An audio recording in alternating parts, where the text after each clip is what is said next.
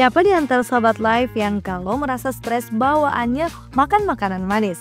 Atau mungkin justru alami gula darah meningkat padahal pola makan kita tidak berubah sama sekali?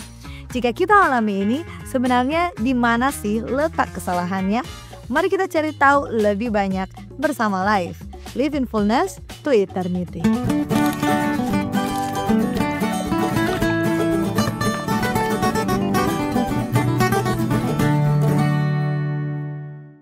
Sahabat Live, ternyata ada hubungan menarik nih antara stres, hormon kortisol, dan kadar gula darah kita. Mari kita telusuri bagaimana hormon stres ini bisa pengaruhi metabolisme glukosa dalam tubuh kita, sahabat Live. Jadi seperti yang sudah kita bahas di episode sebelumnya, bahwa kortisol sering disebut sebagai hormon stres karena dilepaskan saat tubuh mengalami tekanan. Namun perannya jauh lebih kompleks dari sekedar respon terhadap stres saja. Kortisol memiliki fungsi penting dalam mempengaruhi metabolisme kita, termasuk cara tubuh kita memproses karbohidrat, lemak, dan protein. Yang menarik di sini adalah kortisol juga ternyata memiliki pengaruh signifikan terhadap kadar gula darah kita, sahabat Live. Jadi pembahasan kita kali ini akan lebih mengupas tuntas tentang hubungan antara kortisol dan gula darah, beserta dampaknya bagi kesehatan kita. Dengan memahami hubungan ini, harapannya Sobat Life bisa lebih baik dalam mengelola stres dan jaga kesehatan metabolik kita. Jadi pertama yang harus kita pelajari terlebih dahulu adalah apa itu kortisol dan bagaimana tubuh memproduksinya. Jadi Sobat Life, kortisol adalah hormon steroid yang diproduksi oleh kelenjar adrenal. Sepasang kelenjar kecil yang terletak di atas ginjal kita. Produksi kortisol ini diatur oleh jalur kompleks yang ada di hipotalamus dan kelenjar pituitari di otak kita. Nah, jadi terbentuklah satu sistem yang disebut sumbu HPA yang kepanjangannya adalah sumbu hipotalamus pituitari adrenal. Nah, jadi bukan hanya stres secara mental, tapi juga yang menariknya adalah menurut penelitian terbaru oleh Rameo Murthy dan Chidlowski di tahun 2016 bahwa kortisol tidak hanya diproduksi sebagai respon terhadap stres psikologis, tapi juga dalam menanggapi stres fisik, infeksi, dan bahkan perubahan sirkadian atau ritme harian tubuh kita. Hormon kortisol ini biasanya capai puncaknya di pagi hari untuk bisa bantu persiapkan tubuh hadapi hari. Dan level ini akan menurun di malam hari untuk memungkinkan kita istirahat dan pemulihan. Nah sekarang, bagaimana bisa kortisol mempengaruhi gula darah kita? Jadi ternyata ketika kortisol dilepaskan ke dalam aliran darah kita, salah satu fungsi utamanya adalah memastikan otak dan otot kita bisa benar-benar miliki cukup energi untuk merespon situasi stres apapun itu. Nah, untuk itu kortisol melakukan ini dengan beberapa cara. Cara pertama adalah meningkatkan produksi glukosa. Jadi kortisol meningkatkan gluconeogenesis, yaitu proses pembuatan glukosa baru di hati dari sumber non-karbohidrat seperti asam amino. Dan benar Sobat Life, menurut sebuah studi oleh Kuo dan kawan-kawan di tahun 2015, mereka temukan bahwa kortisol bahkan bisa tingkatkan produksi glukosa hati hingga 300% dalam kondisi stres akut, Sobat Life. Cara kedua adalah dengan menghambat pengambilan glukosa. Nah, selain tingkatkan produksi glukosa, kortisol juga bisa menghambat pengambilan glukosa oleh jaringan perifer seperti otot dan jaringan lemak tubuh kita.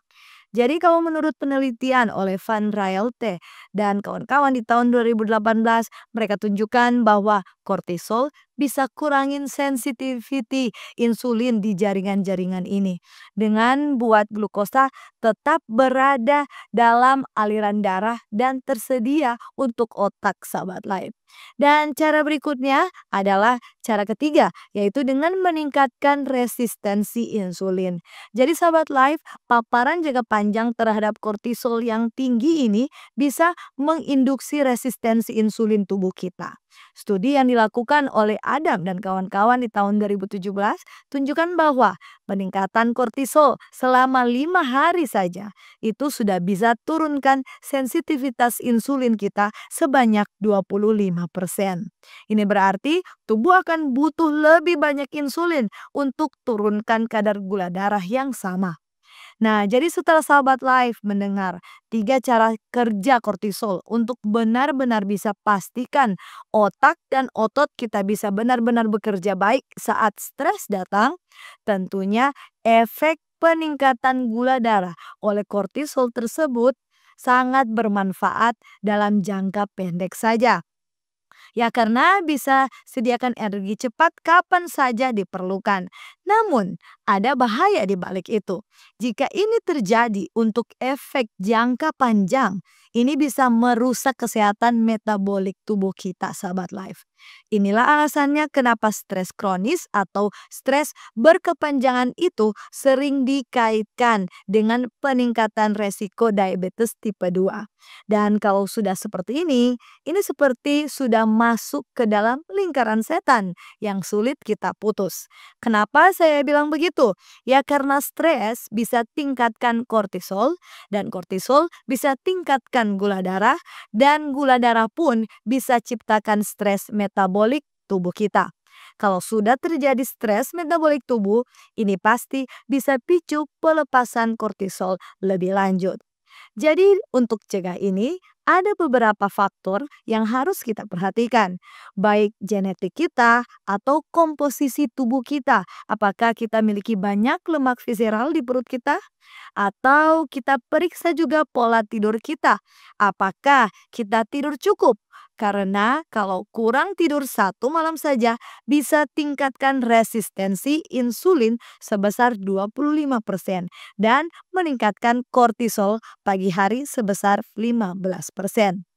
Atau kita coba periksa faktor pola makan kita, baik jenis dan jam makan kita di tiap harinya.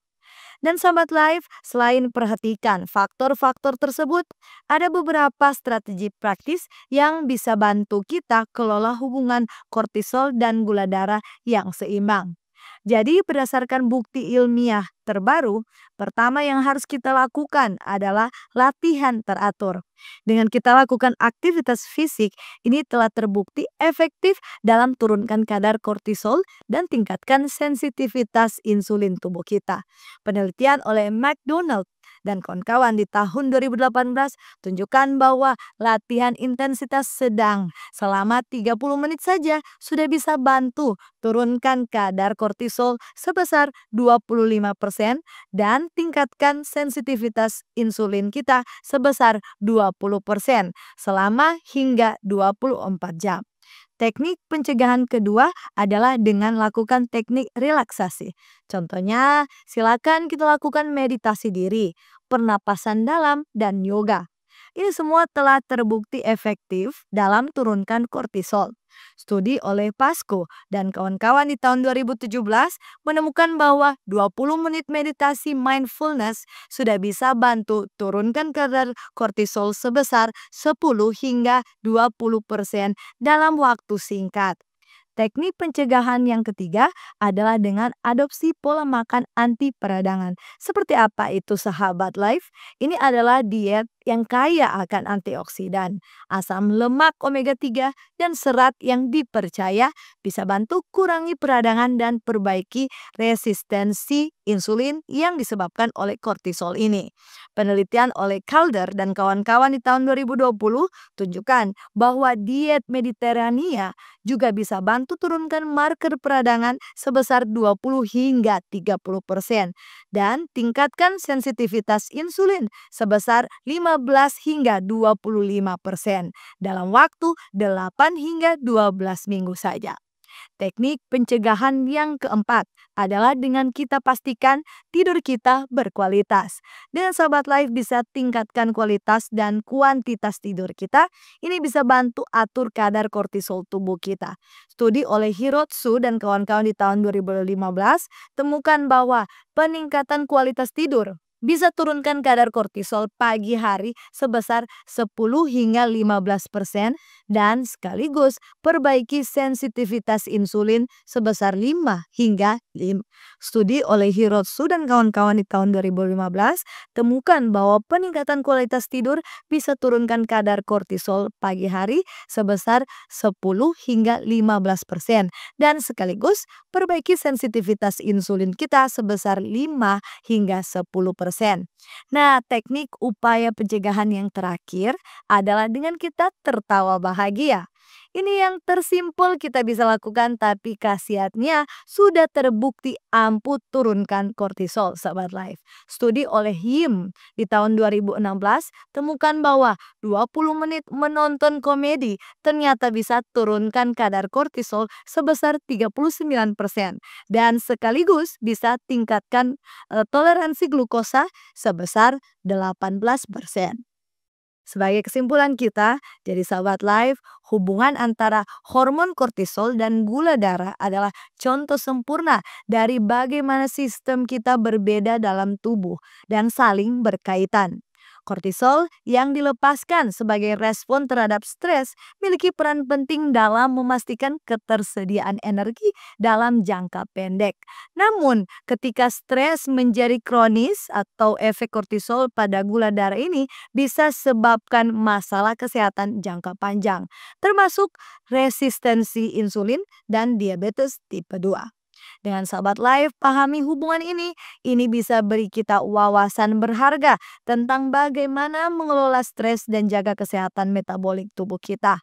Dengan sahabat live, mengeratkan strategi praktis seperti latihan teratur, teknik relaksasi, pola makan sehat, dan tidur berkualitas, kita pasti bisa putuskan lingkaran setan antara stres, kortisol, dan gula darah tinggi.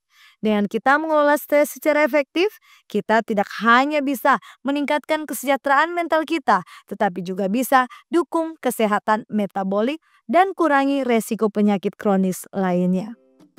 Demikianlah pembahasan kita di episode kali ini. Kiranya sahabat live terberkati. Jangan lupa ikuti terus, like dan subscribe YouTube channel Cornelius Media. Mari kenali dan jaga kesehatan kita bersama Live. Live in fullness to eternity.